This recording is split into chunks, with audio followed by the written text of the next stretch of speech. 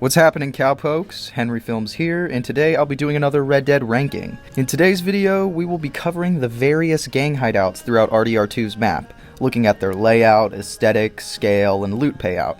I'll rank each location from best to worst, and remember, this is just my opinion, my personal preference, so be sure to leave your own thoughts and rankings in the comments below.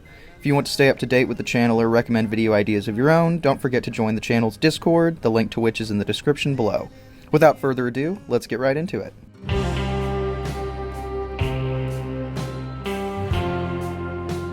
Alright, disclaimer. Right off the bat, things get kinda muddy when determining what is or isn't a gang hideout and what I should or shouldn't include on this list. There are 6 main hideouts that are consistently active with NPC and loot respawning, but 2 extra locations I'll have to put an asterisk next to. The first one is 6 Point Cabin, which is an O'Driscoll hideout during the earlier parts of the story. But after the execution of Colm O'Driscoll and the collapse of his gang, 6 Point Cabin turns into any other abandoned structure on the map. I honestly didn't even know it truly counted as a gang hideout until researching for this video. I thought it was strictly there for that one Chapter 2 mission infiltrating the camp with Kieran and like Bill and John. Even if I were to include it with the other main hideouts, it'd be dead last probably. It's a small campsite beside a little cabin and that's it. It's not much bigger than any of the various Lemoyne Raider camps you get as random encounters throughout Lemoyne. 6 Point Cabin does its job, but it just doesn't compare to the extensive and detailed Wild West set pieces of other gang hideouts. So consider this me just covering it, crossing it off, giving my thoughts, because it's not going to be on the main list. Another iffy inclusion in the lineup of gang hideouts is Twin Rocks, which I had no clue was even remotely considered a gang hideout. Apparently this location comes as an extra hideout in some sort of pre-order exclusive deal. I'm not sure about the details, so I won't include it on the list, but I will say it's definitely a far more interesting location than 6 Point Cabin.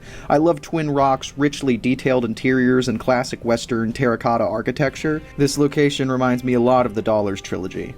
Anyways, now that I've got these 2 honorable mentions out of the way, let's get to the actual list.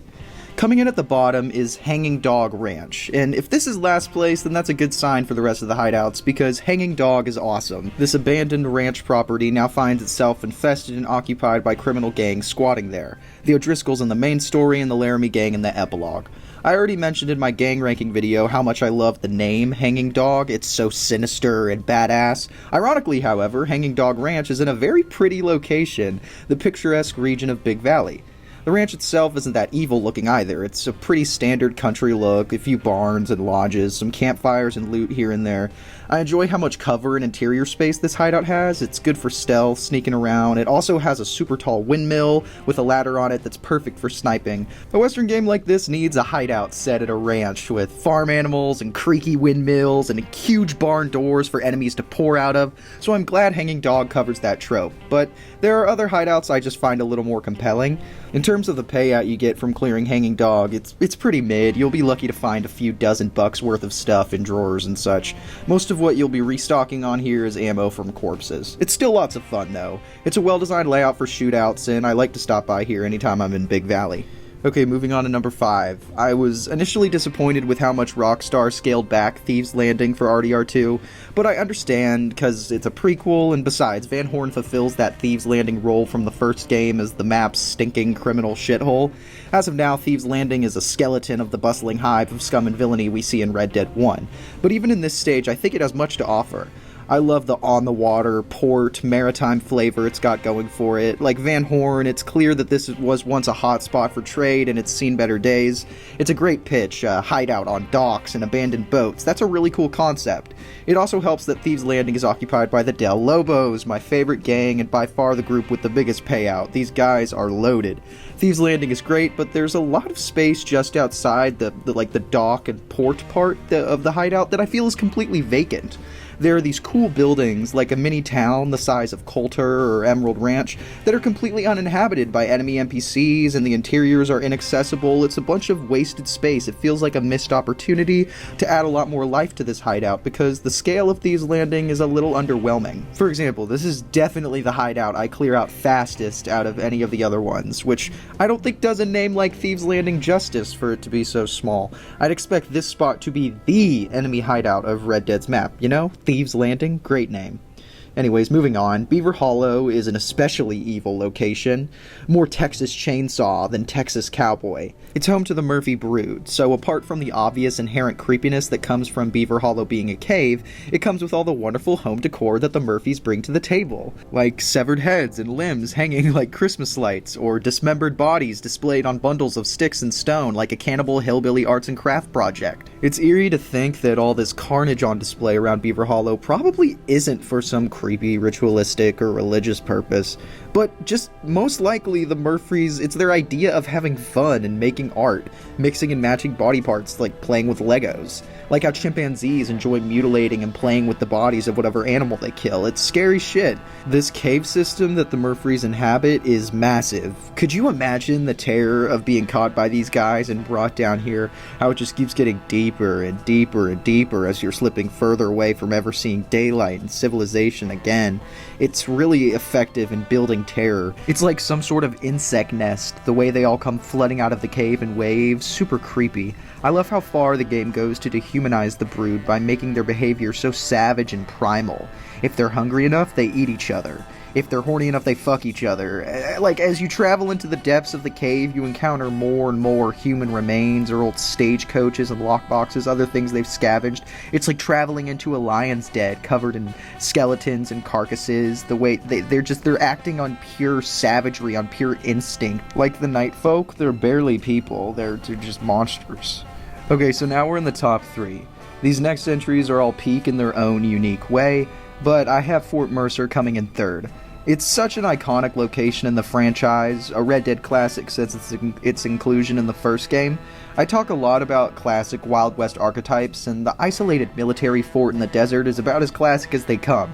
Aesthetically, it's perfect. Weathered, khaki, terracotta, huge wooden doors. The fort's got 2 Gatling guns, which are always a blast to use whenever they pop up in this game. And it's also super layered, with plenty of interior space and cover locations. It's got money bags for you to loot, and details like munitions still scattered about, or the shabby wooden gallows for hanging, all remnants of this once being an active military fort now abandoned. This location reminds me a lot of a fort in an Assassin's Creed game.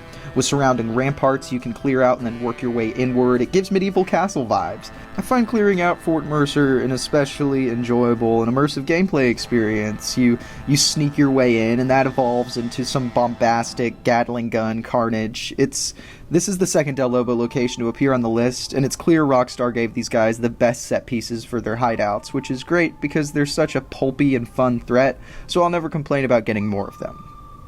Alright, so getting the silver medal today is Shady Belle. Aside from Chapter 4, when us and the gang are staying here, Shady Belle serves as the primary headquarters of the Lemoyne Raiders. That and Fort Brennand, I guess, but Shady Belle is active throughout the entire main story and prologue. Aesthetically, it's super cool. It's like a spooky southern manor. It looks just like a traditional haunted house you'd see in Scooby-Doo or something. It reminds me a lot of the house from The Conjuring, actually, with its surroundings and its style. It's just so different from the other more traditional Western settings. I love the details that are specific to the Raiders, like using dummies and old Union uniforms for target practice. There's also dynamite all over the place, which makes shootouts here a total blast. No pun intended. Okay, maybe pun, a little intended. I do wish the inside of Shady Belle was accessible. I know it's modeled because Arthur's room was inside there when the Vanderlyn gang was staying here, and that's a big-ass house that takes up so much space of the hideout, it's a shame you can't go in. Interior space is always a plus with gang hideouts, and Shady Belle doesn't have any. I don't mind, though, because it's just so unique and memorable. It's so distinct to this region of the game and the Lemoyne Raiders that it's hard to knock it because there's really nothing like it in terms of hideouts. I definitely have a soft spot for it. A gorgeous southern antebellum house with a pretty fountain and a gazebo that's fallen into complete disrepair is the exact type of aesthetic that makes this time period so fascinating. But even for all of Shady Belle's unique southern charm, you can't beat the classics. And Gaptooth Breach is fucking incredible. It's genuinely perfect. It's located on the very western edge of the entire map on the last leg of civilization, surrounded by mesas and isolated in the desert.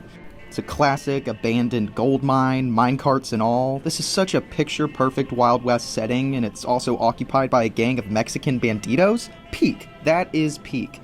This is the definitive hideout in the game by a country mile.